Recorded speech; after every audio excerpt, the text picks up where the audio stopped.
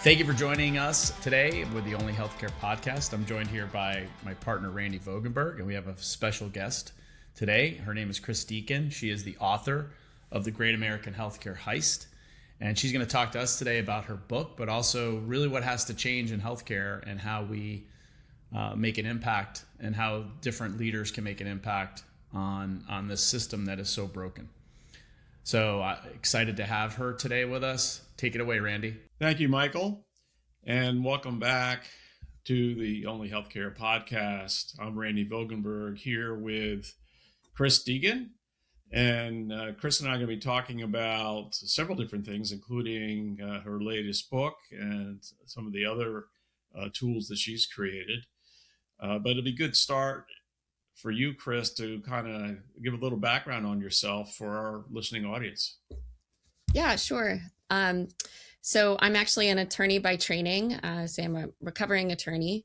I practiced for several years before sort of hanging up my briefcase in that capacity and moving to public service. I first started at the Attorney General's office in New Jersey, where I was a deputy attorney general, and was then moved to the governor's office, where I served under Governor Christie as a special assistant counsel, overseeing my portfolio was Department of Banking and Insurance, Department of Treasury, and some other agencies. But that's where I sort of first started to get more deep into this healthcare business.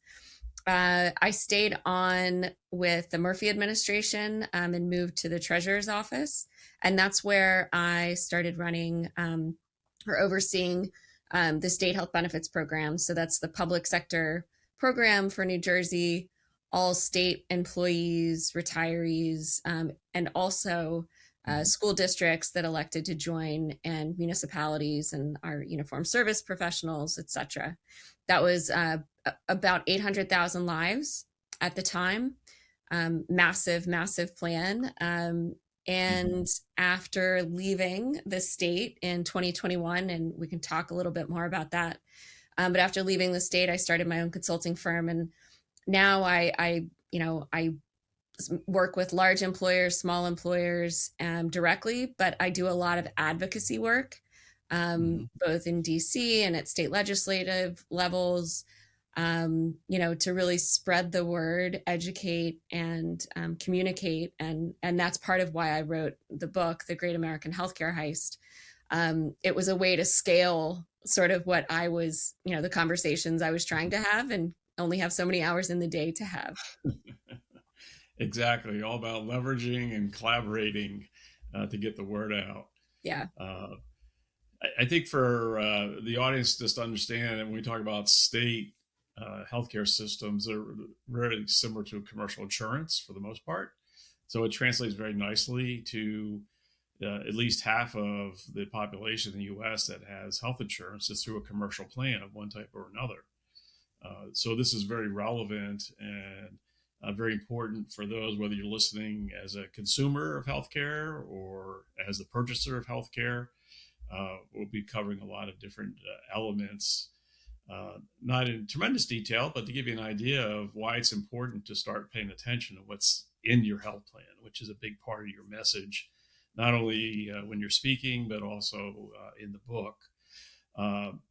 What was the real driver? We kind of talked about leveraging and so forth, but in writing the book, and I think you have some other material like a workbook and so forth. So how are those seen in the market? How do you use them? Yeah, so the book, again, The Great American Healthcare Heist, that's, was really intended, not just for the average sort of, in addition to the average American.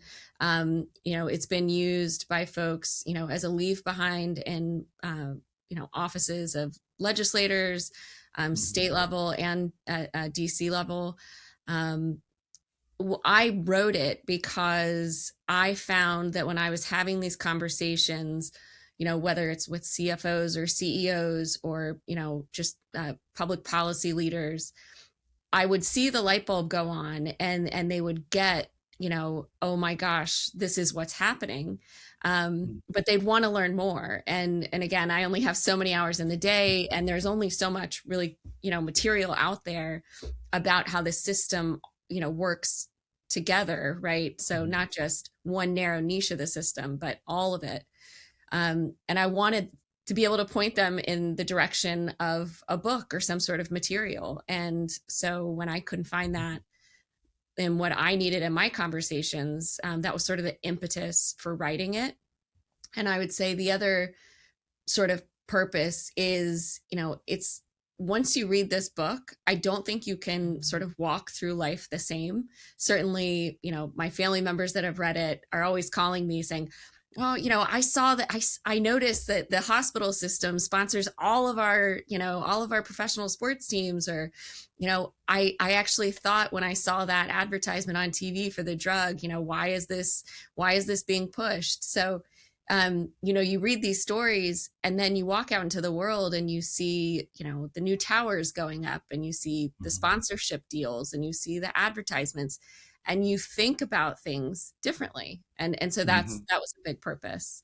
And the workbook it's hands-on, right? It is something that I was sending materials like over and over and over again, sort of piecemeal. Oh, I have a resource for that, or, I have some language for that. And I realized this is really inefficient. Why don't I put this all together and put it into a workbook? And then when somebody says, can you share this information with me? I could say, I'll send you a link to Amazon. It's $19.99, and you get all of the material together. And I actually didn't really advertise it at first. It was something that the link I only sent to people that I was already working with and wanted to direct them to. And so many people reached out and said, oh my gosh, I'm buying these for my team, or this is exactly, I'm buying one for everybody in our office. This is so important. So then, I sort of decided that maybe this is something I should, maybe make a little nicer looking and make sure the spelling's all right. So yeah, that was the workbook. Yeah. Having been involved in a lot of different trainings and being involved with a couple of different books over the years, I can relate to exactly what you're talking about. With a lot of the turnover post-COVID that we've seen in the marketplace, particularly among the employer administrators, it's like they're learning from a fountain again. It's all new information to them because they're new to this space. So many of us that have been around, like yourself, and have had the experience, it's important to be able to have a way to do it a little bit faster than one-to-one. It's just not enough time of the day, like you said, exactly. Well, and it's a unique skill set or knowledge. So if you're a new person coming into this HR space and you're supposed to, now be conversant in claims speak and acronym speak, right? One of, there's a few pages in the book dedicated to like, these are the words you have to, these are the words and acronyms that are going to be a part of your life from now on. I mean, sometimes we say these sentences that are like nothing but acronyms, and you and I think it's normal, but to somebody from the outside, it's, it sounds like a foreign language. So acronyms, a glossary of terms, and then how do you speak intelligibly about data so that your carriers and your vendors really pause and say, oh, this person knows what they're talking about, right? I think that's really important.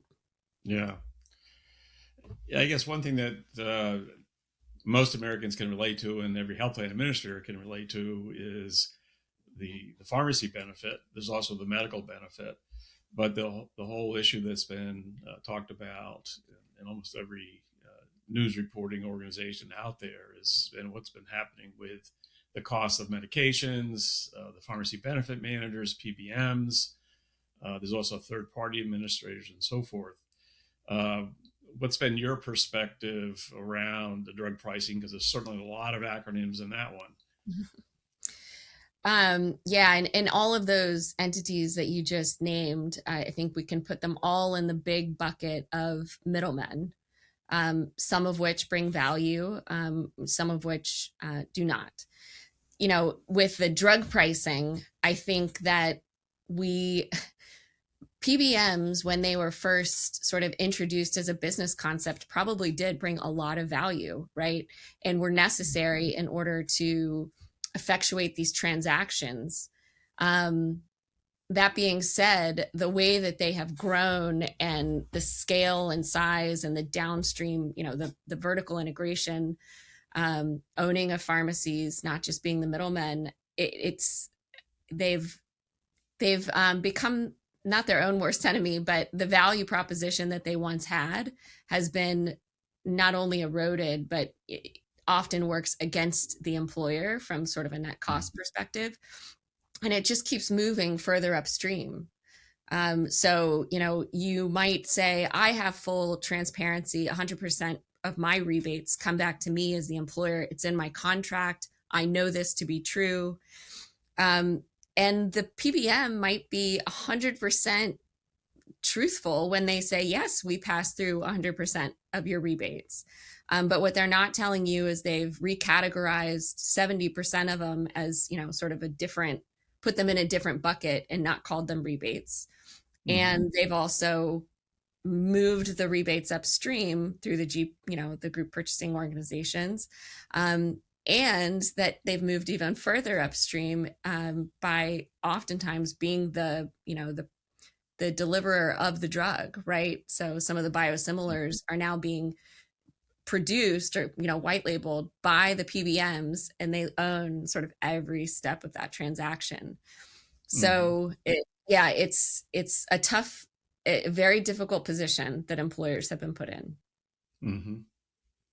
Yeah, I think the other kind of aspect, building on what you just described, the kind of multi-layer evolution that's occurred with these third parties, particularly the PBMs. With FDA, some of the new versus old medications, as an example, is something else that you talk about. Can you kind of illustrate that and educate the audience? Yeah, I think that I probably fell into this category as well, but most Americans believe that, when the FDA approves a new drug in, let's say a category where there's already very effective drugs that maybe they're generic or whatever, when the FDA approves this new drug, that, well, this must bring some benefit and value, and it's effective, right? That's not what the FDA does, right? There's a pretty low bar for what, they're looking for safety, right? And is it slightly better than a placebo? They're not looking to see if it's better than the drug that, was in that category before it. So when these, new drugs, and that's when you see the flashy advertisements and, probably, maybe they're getting put on formulary because there's a huge rebate or discount being applied to them. But, you assume that when your doctor writes a prescription for you and you go to the pharmacy and fill it, that you are getting, number one, the drug that is most efficacious for whatever your condition is. And that the decision about what that drug is not financially driven, but driven clinically. And you would be wrong if you made that assumption in most instances today. And you are probably, to add a third layer on that, you're probably making the assumption that I'm using my insurance card and therefore I'm going to get the best deal, right? Mm-hmm. You might be using your insurance card and have a $20 copay when you could have paid cash and paid $5 for that particular drug. So there's a lot of assumptions in people's minds about this industry. And they're assumptions for a reason, because that's how it should be, right? Like that a lot of the assumptions, they make sense rationally and logically. Right. But we don't have a rational system for sure. Yeah, that's definitely been an issue when we look at the whole economic landscape with healthcare. I think actually you recently posted it's what, $3 to $5 million trillion, not million. We passed billions. We're into trillions now. Over 5 trillion for 2024. Mm-hmm. Yeah. I mean, it's unbelievable how that's escalated. And so how's that playing out in terms of the budget? If you're a health plan or an employer, it must be putting a lot of pressure on, aside from everything else that's happening in the market. Right. I mean, it obviously crowds out, whether you're thinking about making an investment, capital investment, or hire more people, that now suddenly becomes much more expensive. So it definitely plays into business decisions. And one of the impacts that I think is most alarming, that I'm trying to ring the alarm bell on, and some, like me are, I can think of a few, but not loud enough, that's making a difference. And that is public sector. So you mentioned earlier that, the public sector, like the state as an employer, insures its employees. And we, like you said, we operate very much like a commercial, if not the same, as a commercial market. Like we are, it is very similar. So the pain that the employers are feeling, the state and public sector, the teachers, the boards of education, like they're all feeling it too. And often more because of the generous nature of their plans. Like, for example, in New Jersey, a family premium for our standard PPO program for teachers is over $60,000 premium. So yeah, I'll let that sink in. Over $60,000. So think about what that money, right? And the absence of that money, that money is going to an insurance company, going to a hospital, going to medical care, and a lot of middlemen. It's not going to your classroom, right? The state of New Jersey, their local government plan is insolvent. They had to borrow $200 million from the state in 2025.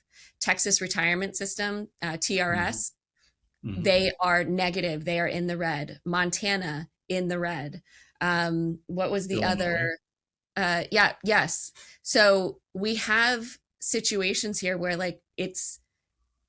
we have insolvencies, we have crowding out of public budgets, and even at the national level, whatever your social, or if your investment choice would be more defense spending, or addressing climate change, or addressing social determinants of health, which make up 80% of our healthcare is actually determined by, addressing any of those things becomes a lot more difficult the more dollars we put into this system that is not only, it seems to be accelerating in terms of dysfunction, because we've taken a dysfunctional system, we've layered on a jet engine of AI and technology, and it's just, it feels unstoppable at times.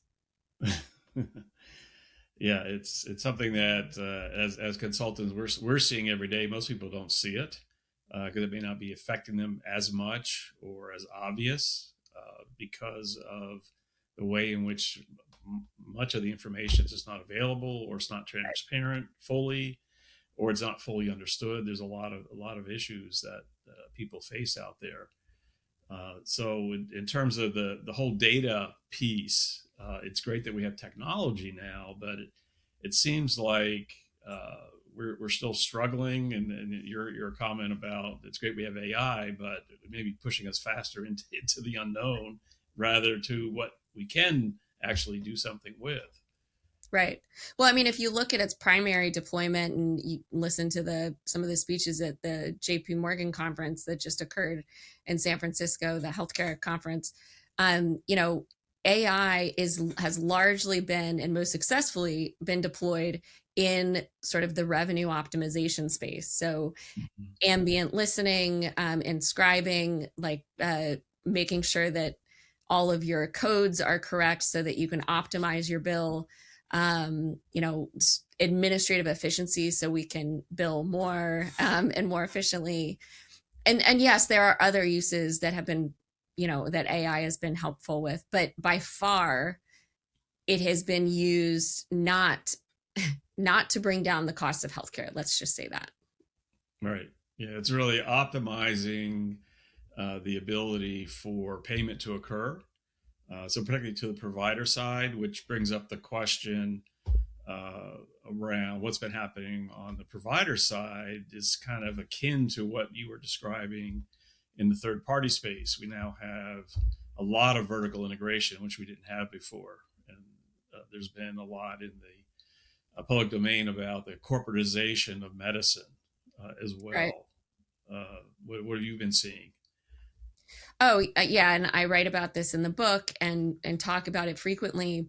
But the vertical and horizontal consolidation in the hospital system space, right, or the big systems, is massive. And again, if you listen to the language of the leaders of these massive systems, so Ascensions and Advocates, they believe that growth is their best defense against a downward turn in the economy, and it is their only path forward. Growth at all costs. That is what I hear consistently from these organizations and their leadership. It's all about the next deal. Where's the next deal? And so it's not just happening, with hospitals. There's outgrowth in ambulatory surgery centers and urgent care, and buying up your physician's office, owning pharmacies, owning specialty pharmacies, owning home care companies, owning you name it, right? I think and becoming risk-bearing entities themselves. So they're now entering the payer market.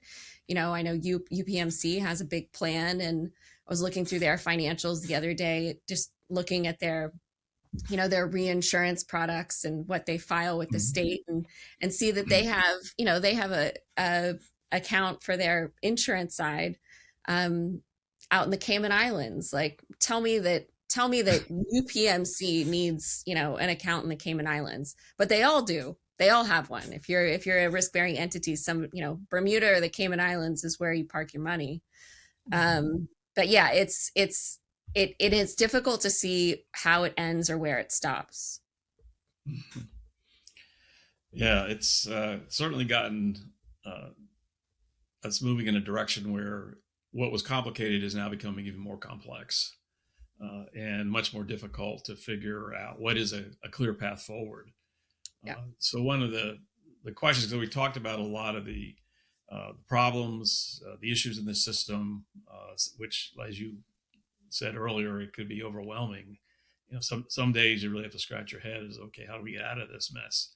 And we'd had a huge pause during the pandemic, but then we had this huge acceleration, particularly on the business side, that kind of countered any way in which we could have caught up with ourselves. So the question, I guess, to you is, in thinking about solutions looking forward, what are you seeing or talking about in terms of how we do move forward and not get discouraged? Yeah, I think we all have to have hope, because we have to, given what we do and the careers that we've chosen. But I see change afoot. I really do. And I think it is as a result of more transparency in the market. I mean, we're certainly not a transparent, I won't even say market. That's saying too much, because in order to have a market, you have to have transparency and not have information asymmetry. But the more transparency we get, and when I say that, I mean, in terms of prices and contracts and data for the employers, we see where we have value in the current system. So as an employer, when I'm able to see that my network discount that I'm buying gets me a $50,000 knee replacement, that's what I've bought, right? That's what I'm paying for. And if I just paid cash, it would be $25,000. I now know that there is no value proposition for that middleman that I'm paying to give a discount. I'm asking questions now, right? So as I look to see what am I paying for, right? Those questions are inevitably going to erode the middlemen market. And I think the closer we're able to move the actual, the end provider of the service to the entity or person, entities and or people paying for it and getting the service, the closer we move those two parties, the better off we are. And I think we have the payment rails and the technology to enable that transaction to happen. We have the technology, we have the know-how, we have the ability, we've done it in other markets. We can do it. It's going to be very difficult to get sort of the entrenched, middle layer to allow that to happen. And that's why we have gag clauses. And that's why we have, hundreds of millions of dollars worth of lobbyists in DC trying to prevent transparency, because that kind of change can happen very rapidly when and if it happens the first time, because if it can happen for one, it can happen for all. And so I think that I do see that in the future. I think others in my position see that. I think it's just how do we make it happen, and who has the will to do that? Mm-hmm. Are there 2 or 3 things that you've identified that would be maybe quick levers to pull to make change happen sooner than later? Start us down that road. I think that, and it's who's pulling the lever. If you're an individual employer versus if you were Congress, what could you do, right? But if I'm an employer and I want some just sort of straightforward, what can I do today, advice, I think that preserving, and a lot of it starts with your contracts, preserving your ability to carve out, and whether that's carving out stop loss or carving out your PBM services or carving out utilization management, maintaining the greatest amount of flexibility that you need to perform and execute on your fiduciary obligations. One of the reasons I say that is because the more vertically integrated these carriers are, right, the more interest they have in keeping those dollars in-house. So if I'm hiring a TPA to negotiate healthcare services, the price of healthcare services on my behalf, and they're negotiating with themselves and have a financial interest in making that payment be as high as possible, not only do I need to know that, I need to be able to stop it, right? And so, putting in audit rights, transparency clauses, and I think, that's for if the employer could do that, but I think that that's a really hard road for employers to be able to do right now, given the market and given the pushback. So if I had my magic wand on the sort of policy side, I think, more sunlight, if you will, on the underlying contracts. You have to know more transparency on ownership and affiliates. I need to know, if I have United Healthcare, that 70% of my providers are owned by United Healthcare, right? I need to know that so that when I'm evaluating my bidders, I can take that into account. So, I hate to sort of fall into the buzzword transparency category, but not just price transparency. We're talking about more system-wide transparency. And I think that some of that direction has to come from DC. And then the final, I would say, again, we can move very quickly to a scenario where we are negotiating more directly with our providers and our manufacturers of drugs, and exploring more direct transactions on both sides of the house. So I think that that is going to happen. It's going to happen fairly quickly. Yeah, in fact, I heard just earlier this week, I guess it was, but there was a second pharmaceutical manufacturer, ironically, that just made a change in PBMs and is talking about saving millions. Previously, there was another one that has been actually going around talking with other employers like we do, and saying, hey, there's an opportunity here to really help your own health plan. So I think you're right. I think we're beginning to see that. It's nice to see the change underway, but it's going to be relentless, I think, on our part collectively, along with the employees who are the plan members, to keep these questions in the front of everybody's mind, and to make sure that we're getting the answers and everybody knows what's going on. I think that would go a long way to helping us move forward in a positive direction, which is, I think, what everybody's looking for. Right. Positive direction, negative direction with spend. Yes. Right. Yes. You actually get some value. Correct. Yes. Right. Yeah. Well, Chris, this has been great talking with you and hearing about where things are with your publications as well as your work. And that's part of what we're trying to do, is shine lights on people that are out there doing things that will be helpful, not only to the patients and plan members, but also to those that are involved in making decisions around these healthcare benefits, whether it's pharmacy, medical, and so forth. So I really appreciate you taking the time today to be with us and have our listeners get some education from the work that you've been doing as well. Well, thanks for having me. I'm always, you can tell by my sort of demeanor, I'm always excited to talk about this stuff. It gets my energy up, and I think it's really important to hear. Great. Thank you again, Chris. And I'm going to send it back over to Michael to take us out. Thank you for listening. We really appreciate your time today. I think it was a very informative conversation. Please stay tuned for future episodes, and feel free to contact us at theonlyhealthcarepodcast@gmail.com with any questions, comments, ideas, suggestions, or if you want to be a guest. So please don't hesitate to contact us, and we look forward to continuing to provide you more content and hear back from you in the future.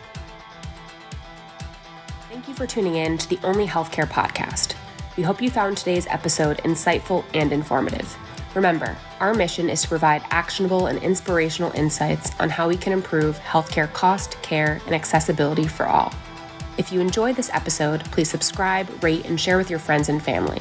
For more resources and updates, visit us at onlyhealthcarepodcast.com. We'd love to hear from you. Let us know what topics you'd like us to discuss in future episodes. Until next time, stay informed, and together, let's navigate the journey to better healthcare.